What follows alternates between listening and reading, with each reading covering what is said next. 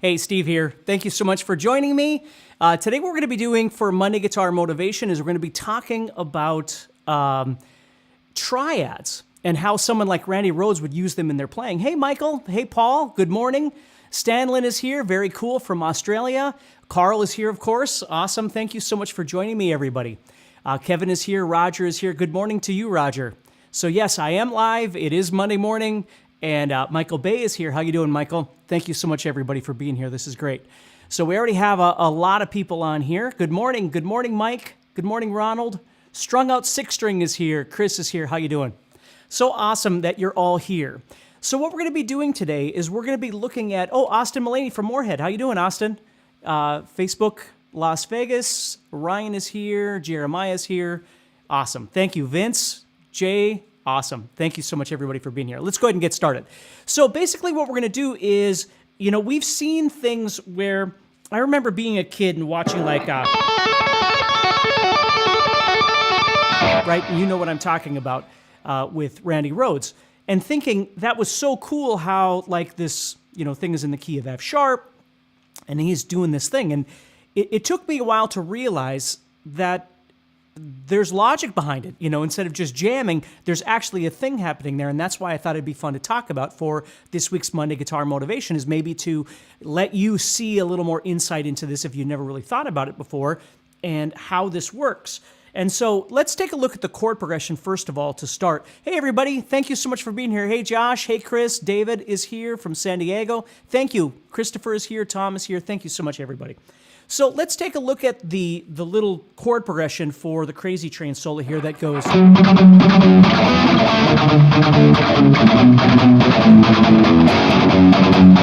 what we're doing here is we're going from F sharp down to E, down to D, C sharp B, A, over the F sharp. So we're just looking at the two first chords right now. That's what we're going to be doing. Hey, Chucky. Hey, John. My knees hurt is here. Very nice. Leet says Randy Rhoads was the reason I picked up guitar. He was certainly one of my reasons as well. So let's take a look at the first chord here, which is F sharp minor. Okay, so if we look at the top of this, we're playing F sharp, A, and C sharp. That's the triad. Now, it's okay if you don't know your theory, but those are the notes that are making up the F sharp minor chord, or the F sharp, A, and the C sharp. And so if we look at those three chords, and then we look at the next thing here, we're going to go from F sharp. We have this little bump on E, and then we move down to D. So the D is the second chord we want to look at. So if we take that D chord and put it right here, and we look at the top of this, the top of that bar chord right there, okay, we've got our D, F sharp, and our A. So if we look at those two shapes, the top of the F sharp minor, which is sitting right here, and the top of the D, which is sitting right there, we'll notice that they're using some of the same notes. The F sharp and the A are being used by both of those chords. The difference is that the F sharp minor is using C sharp, but the D, of course, is using the D. So that's how this is working. So if we put that on one string instead of three different strings, we can see we have D, we're going to be playing our F sharp A, and our C sharp.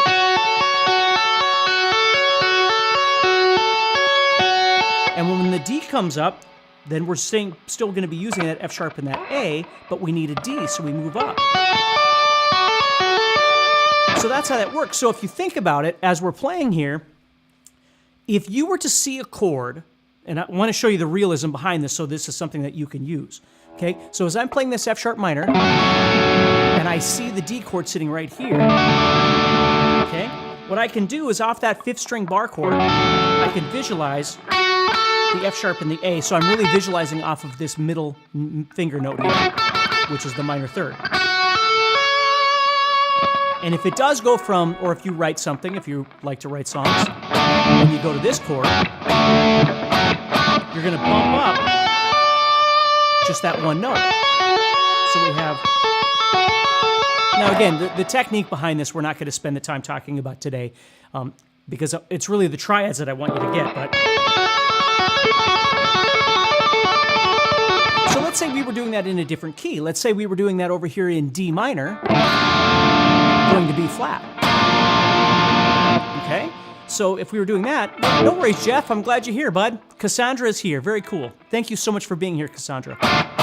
So we have D minor going over to this B flat. So what we would do is we would take, again, that middle finger right there, which is on the minor third. So there's our root third fifth. And then it goes from here to here. It would go.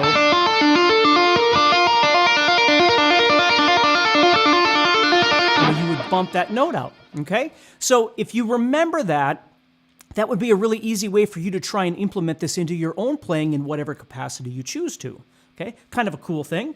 So again, doesn't matter what key you're in. If you're in C minor, going to A flat, right? You could, again, visualize that. And then when it goes to the A flat,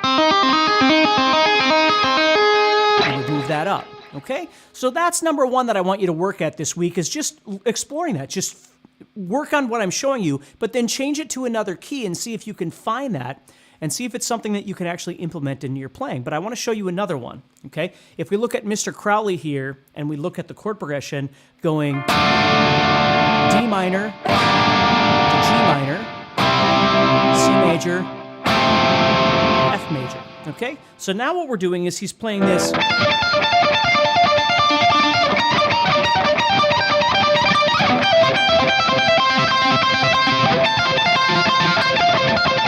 And again, whatever technique, if you're, maybe you're hybrid picking it or doing whatever you want to do with it. That's not the conversation, but you can play it any way you want. So what I'm doing there is I'm taking D minor, and I'm playing the triad up here. Okay, so I'm playing 15, 13, and 17. Okay, so D, F, and then moving up to the A, D, F, and A, right? My root third fifth. So now we're looking at playing not something where we're tapping on one string, but we're actually just spanning it out and playing the actual triad on the first two strings. Hey, Larry, thanks for being here. Hey, Crowley, thanks for being here. Steve, Kevin McKinney is here. Eric, thank you, everybody. David Stevens is here. Very cool. So I've got my D, my F, and my A. Well, then he just keeps outlining that. So when it goes to G minor, okay, then he moves up. We can see G minor up here, an octave higher. So then what he's doing is moving up and playing his G, B flat, and D. Now the note of the order of the notes is going to change, but the positions are the same. So that's how he's doing this. So he's trying to visualize his D minor chord right here, his G minor, his C major, we would move down to 13 and play 13, 12, 15, which is C, E, and G. And then F comes along, so now we need F. It's an F major, so we need F, A, and C. Or F, so we got F right here, A here, and C there.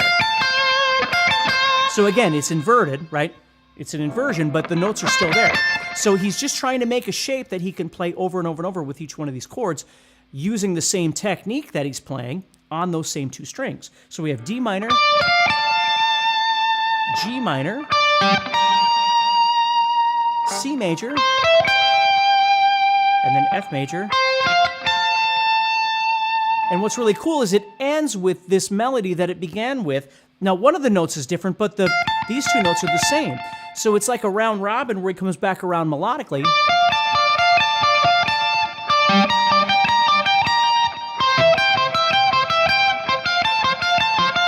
You see? So this note is changing, right? But the other two are the same. So it has kind of this theme to it.